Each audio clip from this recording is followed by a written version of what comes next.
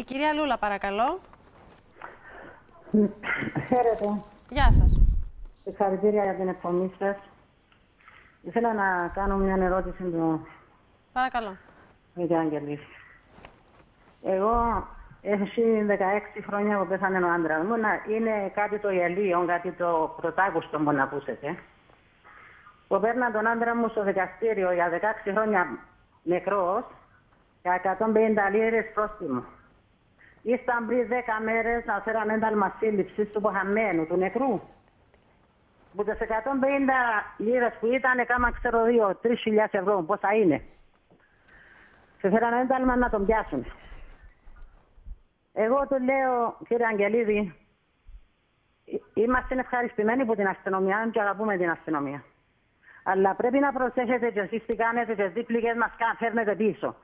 Να τους δύο αστυνομικοί και να ζητούσουν να πιάσουν ένταλμα σύλληψη στον άντρα μου που πέθανε έξω και 16 χρόνια, να πιάσουν λεφτά, επειδή δεν έχουν λεφτά τώρα, να πιάσουν λεφτά από τους υποχαμένους. Εγώ τους έστειλα να πάσει στο νεκροταφείο του Αγίου Αθανάση. Πήγαν στον Αγίου Αθανάση να τον έβρουσαν και εκεί τον υποχαμένο, γιατί είπαν τους ότι χώρισα με τον άντρα μου. Και μόλις εσύ αν το καντούν, ένεψαν τους οι Φιλιππινέζαροι στα κάτω. Λέει μου, σε παρακαλώ, μπορείς να μου δώσεις τη διεύθυνση του. Του λέω εγώ να σου δώσω τη διεύθυνση του στον Άγιο Αθανάση, στη Σταλαντιώδησα, 3 μέτρα κάτω από τη γη να πάνε να τον έβρετε να τον συλλάβετε.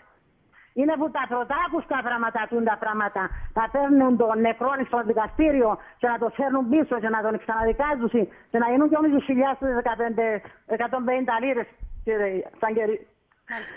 Λοιπόν. Δεν μπορώ να του φανταστώ το πράγμα. Ευχαριστώ την κυρία Λούλα. Τώρα δεν θέλω να κάνω σχόλιο, κύριε Αγγελίδη, δεν θα το σχολιάσετε. 16 χρόνια πεθαμένος ο άνθρωπος και να τον ψάχνουμε για το σίγουρα το θέμα είναι το θέμα που αφορά τα εντάλματα.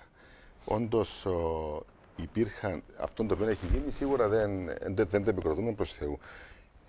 Λόγω του ότι υπάρχει μια δικασία από τα δικαστήρια τα οποία έρχονται τα εντάλματα, είχαν γίνει και στο παρελθόν κάποιες παρόμοιες καταστάσεις.